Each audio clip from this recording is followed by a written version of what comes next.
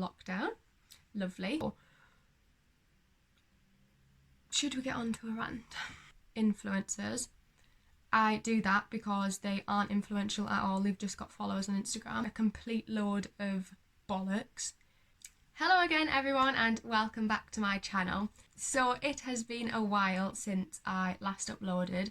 I did upload this video, the video I filmed before, on the same topic a few weeks ago, but some people were having some problems listening to it on a phone. The music was louder than my actual voice. That was obviously my problem. I didn't check it properly.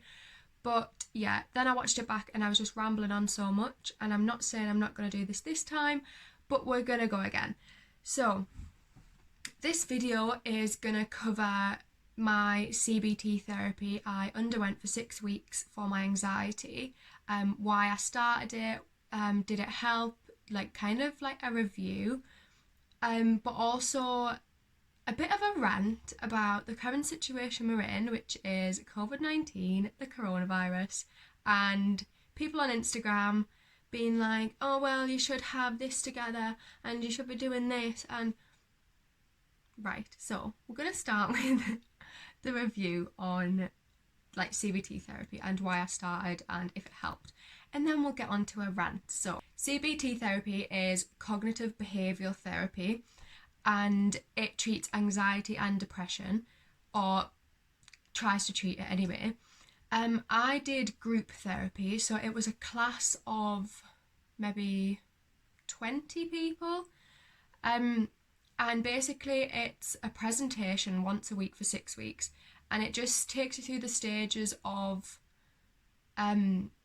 why your brain does what it does, why we get anxious, coping mechanisms, healthy behaviours and non-healthy behaviours. It's just about recognising how your body deals with anxiety, and then you figure out your triggers and things like that. So it was really helpful, and it has done me a lot of good, and I feel like I would have felt the benefits a lot more if we weren't in the situation we're in now, which is lockdown.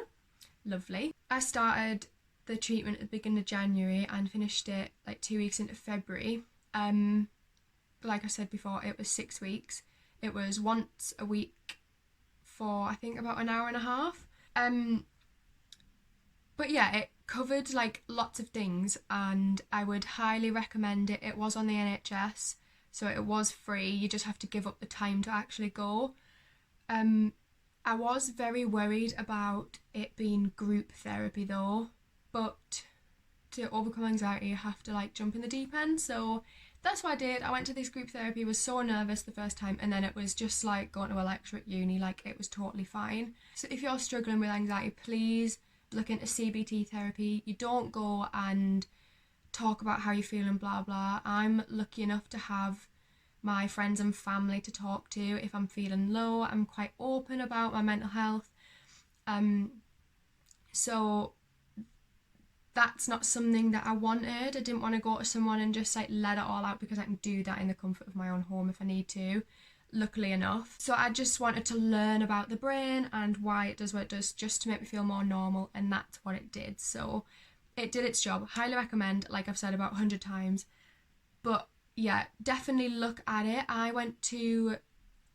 referred myself to the therapy through Talk and Changes. You can also do it through the NHS website, and they'll do a 40-minute phone call with you, and then you'll get a sheet back a week later, and it'll tell you your diagnosis. So it can be anything from OCD to generalised anxiety to a specific type of anxiety to depression. So it's definitely worthwhile if you are struggling, especially this moment in time. I think a lot of us are, especially if you have previous mental health problems, which I know a lot of people do, and that's fine. It's nothing to be embarrassed about, and that's why I'm coming here today to be yay, I have anxiety and it's fine. So should we get on to a rant?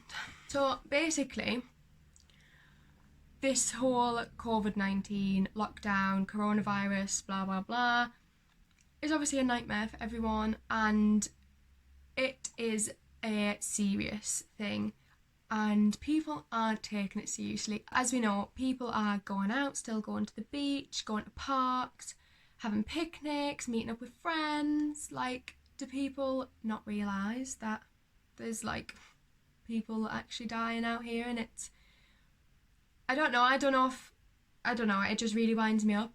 But linking back to the anxiety thing, obviously this is a huge trigger for people with mental health issues. Being locked inside and only allowed out once a day and only allowed to go food shopping for essentials, or if you're vulnerable you have to wait on a 4-5 week waiting list to get your shopping from Asda.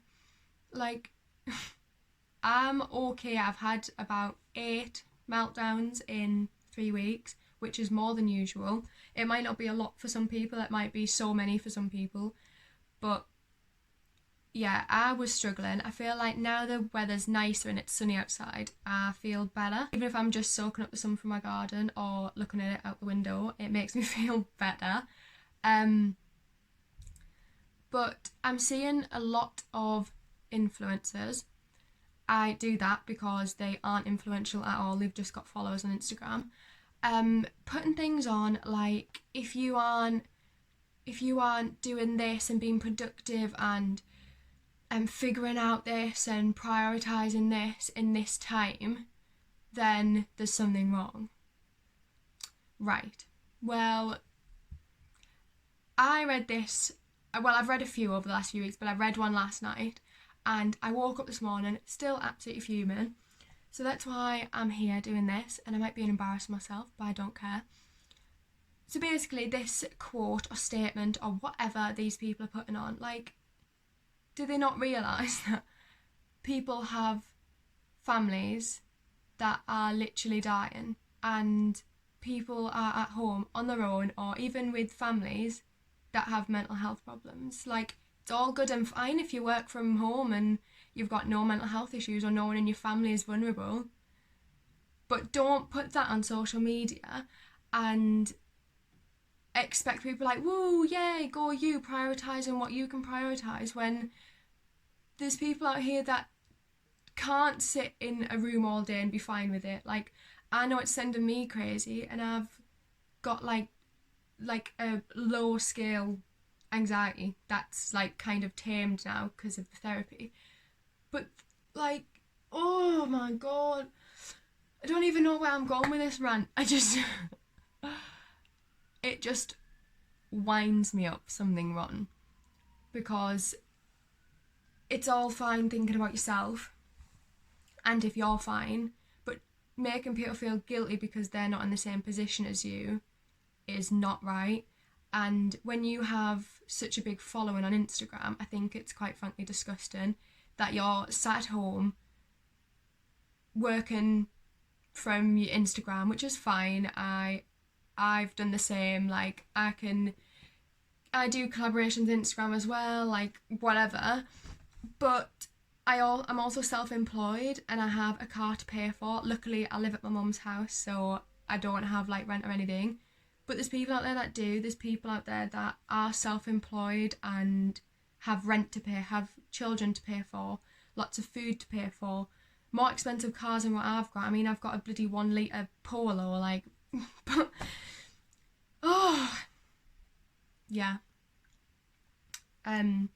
So if you're going to post stuff on Instagram that is a complete load of bollocks, make sure that you're posting it to an audience that are in the same position as you and you're not just thinking of yourself, because I'm having a bit of a rant and it's made me a bit angry, but there's people out there that are really suffering and could have that as a trigger, and you could make them feel very guilty about them sat at home doing nothing or just trying to cope with what's going on. So thank you for listening to my rant, and I don't know the purpose of this, but I hope it brings someone some comfort. If you're sat at home eating Jaffa cakes, binging on Netflix with all the worries in the world, but you're just trying to live and breathe, you are doing perfectly fine. Like, there is no time scale on anything you have to do. If you don't want to do it now, don't do it. Just because you sat in the house doesn't mean you have to, I don't know, start a bloody revolution, okay? Just you do you, and I hope that influencers can mind their own business and stop making people feel guilty about things that they don't have to worry about. Okay, rant over. I don't think I have anything else to say, but other than, if you are struggling, please contact Talk and Changes. They are a really big help. Don't put off group therapy because it did me wonders, and it's a way to get on the waiting list quicker and to get seen quicker because there's a waiting list of like 30,000 people.